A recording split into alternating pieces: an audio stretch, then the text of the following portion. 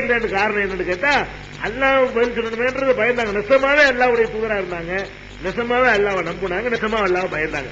இதெல்லாம் ஒரு இறை தூதர் என்பதற்கான ஒரு ப்ரூஃபை நம்ம பார்க்கிறோம்.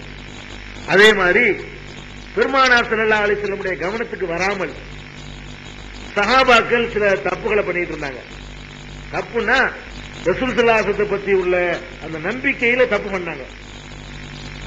அதுல எப்படி செய்வாங்கன்னு கேட்டா ஒரு சம்பவம் நடந்து போச்சுன்னா ரசூலுல்லாஹ்ட்ட பேசிட்டு இருக்கும்போது மாஷா அல்லாஹு வசித்த அப்படின்னு சொல்லுவாங்க சஹாபாக்கள். என்ன அர்த்தம் கேட்டா அல்லாஹ் நினைத்தபடியும் நீங்க நினைத்தபடியும் நடந்து விட்டது. ரசூலுல்லாஹ்ட்ட வந்து ஒரு நடந்துருச்சுன்னு வைங்களேன், நடந்துருச்சுன்னு சொன்னா அல்லாஹ் நினைச்சபடி நீங்க சொன்னபடி நடந்துருச்சு அப்படின்னு சொல்ற வழக்கம். இது எப்ப சொல்லுவாங்கன்னு கேட்டா ரசூல் ஸல்லல்லாஹு அலைஹி வஸல்லம் அவர்கள் சொன்ன ஒரு முன்னறிவிப்பு ஒரு காரியம் நடந்துருச்சுன்னு சொன்னா மற்றதுக்கெல்லாம் சொல்ல மாட்டாங்க, எந்த ஒரு காரியத்தையும் சொல்ல மாட்டாங்க. என்ன ரசூல் ஸல்லல்லாஹு அலைஹி வஸல்லம் ஒரு முன்னறிவிப்பை தான் செஞ்சிருப்பாங்க, அவங்க சொன்னபடி நடந்து நிறைவேறிடும். நிறைவேறின உடனே வந்து நீங்க சொன்னபடி நடந்துருச்சு, அல்லாஹ் சொன்ன மாதிரியும் நீங்க சொன்ன மாதிரி நடந்துருச்சு அப்படின்னு சொல்லுவாங்க. இது மேலோட்டம் பார்த்தா தப்பு கிடையாது. என்னடா நெசமா ரசூலுல்லாஹ் சொன்னாங்க, சொன்னது நடந்திருக்குது, அப்ப நீங்க சொன்னபடி நடந்துருச்சு என்பதுல தவறு ஒன்றும் கிடையாது பெரிய அளவுல. ஆனா யூதர்கள்லாம் வந்து என்ன செய்யறாங்கன்னா ரசூலுல்லாஹ்ட்டே ஒரு நாள் முறையிடுறாங்க. முறையின்று கூட சொல்ல முடியாது, ஆட்சேபனை செய்யறாங்க. என்ன சொல்றாங்கன்னா, முகமது நீங்களும் உங்க கூட்டத்தார்களும் கூட இணை வைக்கிறீங்களே, அல்லாஹ்வுக்கு இணை வைக்க கூடாதுன்னு எங்களுக்கு சொல்றீங்க, எங்களுக்கெல்லாம் நீங்க போதனை செய்றீங்க அல்லாஹ்வுக்கு இணை வைக்க கூடாதுன்னு, அதுல இருந்து வீட்டெடுக்க வந்ததாக பேசிக் கொள்றீங்க. நீங்க என்னடான்னு கேட்டா மாஷா அல்லாஹ்வு சேர்த்தாங்கிறாங்க உங்க ஆட்கள்லாம், அல்லாஹ்வும் நீங்களும் நினைச்சபடி நடந்துருச்சுங்கிறாங்க. இது மட்டும் இணை வைத்தல் இல்லையா, இது அல்லாஹ்வுக்கு நிகராக கருதக்கூடிய தன்மை இல்லையா அப்படின்னு யூதர்கள் வந்து கேட்கிறாங்க. அதே மாதிரி இன்னொன்றை சொல்லிக் கொண்டிருந்தார்கள் சஹாபாக்கள். சத்தியம் செய்யும் போது வல் காபா, காபாவின் மீது ஆணையாக சொல்லுவாங்க. அப்ப அல்லாஹ்வை தவிர யார் மீது சத்தியம் செய்யக்கூடாதுன்னு சொல்லக்கூடிய நீங்க உங்க சமுதாயம் காபாவின் மீது ஆணையாக சொல்றாங்களே, அப்ப காபாவை அல்லாஹ்வுக்கு நிகராக்குறீங்கல்ல, நீங்கள் தான் நினை வைக்கிறீங்க கேட்கிறாங்க. உடனே ரசூல் ஸல்லல்லாஹு அலைஹி வஸல்லம் கூட இதை கவனத்துக்கு சிந்திக்கல, எடுத்துக்கொள்ளல. பயங்கர டேஞ்சராவில் இருக்கு. மாஷா அல்லாஹ் செய்த நீங்களும் அல்லாஹ்வும் நினைச்சு நடந்துருச்சுன்னா சமமாக்குற மாதிரி தெரியுது அப்படின்னு நினைச்சு உடனே அதை கண்டிக்கிறாங்க. இன்னும் அப்படி சொல்லாதீங்க, சமுதாயத்தெல்லாம் கூப்பிட்டு வச்சுக்கிட்டு இன்னும் அப்படி சொல்லாதீங்க, இது சாதாரணமா நினைக்கிறோம் பாருங்க, மற்றவர்கள் இணை வைப்பு என்று கருதக்கூடிய அளவுக்கு இந்த வாசனை அமைஞ்சிருக்குது, அதனால நீங்களும் அல்லாஹ்வும் நினைச்ச மாதிரி நடந்துருச்சுன்னு சொல்லாதீங்க, அல்லாஹ் நினைத்தது நடந்து விட்டது, பிறகு நீங்கள் நினைத்தீர்கள் அப்படின்னு வேண்டுமானால் சொல்லிக் கொள்ளுங்கள் அப்படின்னு மறுக்கிறாங்க. அதே மாதிரி காபாவின் மீது ஆணையாக சொல்லாதீங்க, காபாவுடைய இறைவன் மீது ஆணையாக ரப்பில் காபான்னு சொல்லுங்க, காபா மேல சத்தியம் பண்ணிடாதீங்க, காபாவுக்கு சொந்தக்கார இறைவன் மேல சத்தியமாக வேண்டாம் சொல்லுங்க அதை போதிக்கிறாங்க. இதுல கவனிக்கிற விஷயம் என்னன்னு கேட்டா பெருமானார் ஸல்லல்லாஹு அலைஹி வஸல்லம் அவர்களை கடவுள் என்ற நிலைக்கு ஒசத்துற நோக்கத்தில் அல்ல, ரசூல் ஸல்லல்லாஹு அலைஹி வஸல்லம் சொன்ன மாதிரி ஒன்று நடந்த பிறகு இந்த வார்த்தை யூஸ் பண்றாங்க. என்கிட்ட கூட யூஸ் பண்ணிட்டு போயிடலாம்.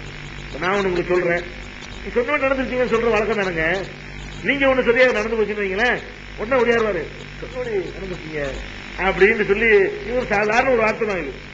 இது ஒரு இணை வைக்கிற ஒரு தன்மையே கிடையாது. ஆனா இதை வந்து மற்றவங்க அதை இணை வைப்பு மாதிரி கருதக்கூடிய நேரத்தில் அந்த வாசனை கிடைக்கிறாங்க. இந்த மாதிரியும் என் விஷயத்துக்கு சொல்லக்கூடாது. சொன்னீங்கன்னா என்னமோ நான் நினைச்சபடி எல்லாம் நடந்திருக்கிற மாதிரி என்ன உண்டாயிரும், நான் என்ன நினைச்சாலும் நிறைவேறிங்கிற மாதிரி பிற்காலத்தில் அதை எடுத்துக்கொள்வார்கள்.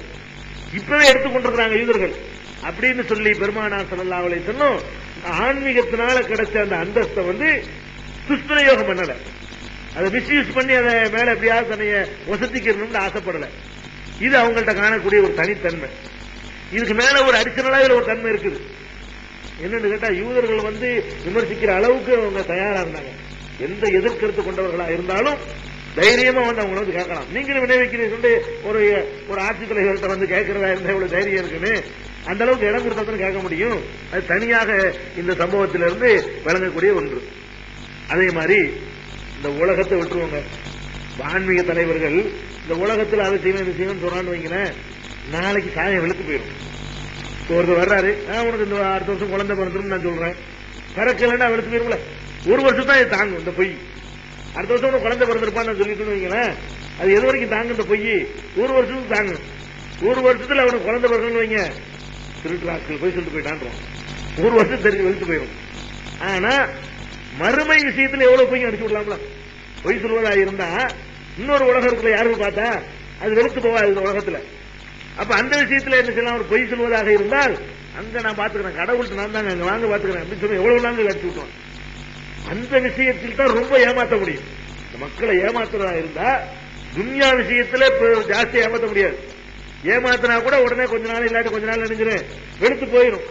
நீ போய் நீங்க செருப்பு கடை வைங்கன்னு ஒருத்தர் வருவாரு, இந்த சேகத்தை வந்து கேட்டவுடனே நீ செருப்பு கடை ஓகன்னு வந்துருவேன்றாரு.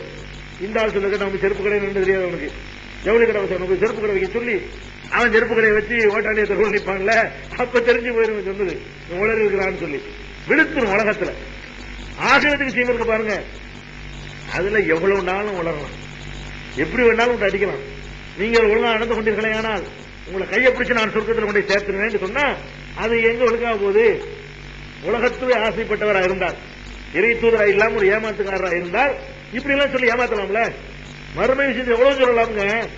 அது மறுமைன்னு ஒண்ணு இல்லாம இருந்து, அவருக்கு நம்பிக்கை இல்லாம இருந்து ஏமாத்துறதுக்காக வேண்டி இப்படி ஒரு காரியம் பண்ணி இருந்தா அதை சொல்லி நல்லா ஏமாத்தலாம். அங்க நான் தாங்க இல்லை, நம்ம எல்லாம் முழு ராஜ்யமே, நான் என்ன வைக்கிறேன்னா இங்க என்ன வேணாலும் எழுதிட்டு போங்க, அங்க நான் வைக்கிறேன் சட்டம் அப்படின்னு சொல்லி மறு உலக வாழ்க்கையை பற்றி என்ன செய்யலாம்? எவ்வளவு வேண்டுமானாலும் மக்களை வந்து ஏமாத்தலாம்.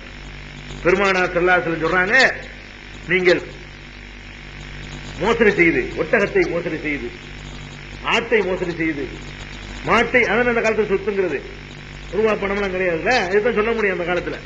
இது எல்லாம் மோசடி செய்தவராக, அதை தோளில் சுமந்தவராக மறுமையில வந்து முகமதே என்னை காப்பாத்துங்க, யார சூழல்லாம் ஆகிஸ்னி, அல்லாஹ்வுடைய தூதரே என்னை காப்பாத்துங்க என்று அங்கே வந்து கேட்டு விடாதீர்கள்.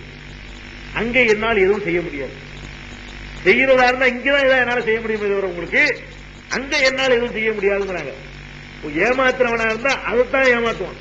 இங்கே கொண்டு செய்ய முடியாதுப்பா, இங்க நான் வந்து ஒரு சோதனையா இருக்கிறேன், அங்க நான் எல்லாம் செய்வேன் அப்படின்னு ஏமாற்ற முடியும். ரசூல் ஸல்லல்லாஹு அலைஹி வஸல்லம் என்ன சொன்னாங்க தெரியுமா? இந்த மாதிரி ஆட மோசடி செஞ்சு, மாட்டை மோசடி செஞ்சு அங்க வந்து மறுமையில் நின்று என்னைய பார்த்து ரசூலுல்லாஹ்வே நீங்க தான் என்னை காப்பாற்ற மோசடி பண்ணிவிட்டேன் அப்படின்னு மாத்திரம் என்கிட்ட வந்துடாதீங்க. ஏன் வந்துடாதீங்கன்னு சொல்றேன்னு கேட்டா, லா அம்லிக்கு மினல்லாஹி செய்யா, அல்லாஹ்விடம் லா அம்லிக்குலக செய்யன், நான் உனக்கு எந்த ஒன்றுக்கும் நான் அங்க சொந்தக்காரனா இருக்க மாட்டேன், அங்க எதுவும் செய்ய முடியாத ஒரு நிலையில் தான் நான் இருப்பேன் சொல்லிவிட்டு அது பல்லகு, நான் தெளிவாக எத்தி வைத்து விட்டேன் சொல்றத சொல்லிவிட்டேன், அவ்வளவுதான். அங்க வந்து காப்பாற்ற மாதிரி நினைக்கிறாங்க அப்படிங்கிறாங்களே, இங்கதாங்க அந்த பரிசுத்தம் வழங்குது. அங்க ஒரு ஏமாற்று பேர்வழிகள் எல்லாம் எந்த உலகத்து தூரத்தில் இருக்குதோ, எது மறைஞ்சு இருக்குதோ, இன்னைக்கு முன்னறிவிப்புகள் செய்வான். ஒருத்தர் நான் இருக்கேன்னு வைங்களேன், நான் முன்னறிவிப்பு செய்யறான்னா ஒரு 25 வருஷத்துக்குள்ள முன்னறிவிப்பு செய்ய மாட்டேன். நான் ஒரு சீகா வேஷம் போறேன்னு வைங்களேன், ஒரு 200 வருஷத்துக்கு பிஞ்சு உள்ளதான் முன்னறிவிப்பு செய்வேன். நான் இருக்க போறதில்லை. 200 வருஷத்துக்கு பிறகு நடக்கும், 2400 இது நடக்கும் நான் சொல்லலாம். நானும் இருக்க மாட்டேன், நீங்கள் இருக்க மாட்டீங்க. இப்போதைக்கு நான் நம்பிட்டு போயிருவீங்க, அவ்வளவுதான். நான் சொன்னது பொய்யா நெசமாங்கிறத வெரிஃபை பண்றதுக்கு 2000 நீங்க பத்திரம் வெரிஃபை பண்ணுவீங்க, நீங்க என்னை மதிச்சிட்டு போயிருவீங்க. 2500 இப்படி நடக்கும் சொல்லலாம், 3000 இப்படி நடக்கும், இதுதான் ஏமாத்துவாங்க எல்லாரும். அட அன்னைக்கு என்ன நடக்கும் அது கேட்காது, நாளைக்கு என்ன அது கேட்காது, சொல்றதா சொல்றான் முன்னறிவிப்புக்கு நான் எதை சொல்றான் நீ பாருங்க. இப்ப என்ன நடக்கும் சொல்ல மாட்டான். தெரிஞ்சதற்கு எதை மனிதர்கள் உறுதி செய்ய மாட்டார்களோ, உறுதி செய்ய முடியாதோ, அதுலதான் நல்லா ஏமாற்ற முடியும். அதுலதான் ஆன்மீகத்தின் பேர்ல ஏமாற்றிக் கொண்டு இருக்கிறார்கள். எதுல நல்லா ஏமாற்ற முடியுமோ அதுல ஏமாத்தாத ஒரு ஆன்மீக தலைவர் பெருமானார் ஸல்லல்லாஹு அலைஹி வஸல்லம், அங்கதான் ஏமாற்ற முடியும், அங்க ஒண்ணும் பண்ண முடியாது நினைச்சுக்க. அப்புறம் சொல்றாங்க, மறுமை நாளையில ஹவுதுல் கௌசர் என்ற தடாகத்திலே நான் நிற்பேன். அந்த ஹவுதுல் கௌசர் என்ற தடாகத்தை வந்து அல்லாஹ் வந்து எனக்காக வேண்டி வழங்கி இருக்கிறான். மஹ்ஷர்ல சொர்க்கத்துக்கு போறதுக்கு முன்னாடி விசாரணை நடக்கக்கூடிய அந்த மன்றத்தில் தாகம் கடுமையா இருக்கும். அந்த விசாரணை முடிகிற வரைக்கும் தாகத்தை தாங்கிக் கொள்ள முடியாது. ஹவுதுல் கௌசர் நீரை அருந்தியவர்கள் அந்த விசாரணை நாளைக்கு தாக்கு பிடிப்பார்கள், அன்னைக்கு தாகமே ஏற்படாது அப்படின்னு சொல்லி அப்படிப்பட்ட ஒரு தண்ணீரை அல்லாஹ் வந்து எனக்காக தந்திருக்க.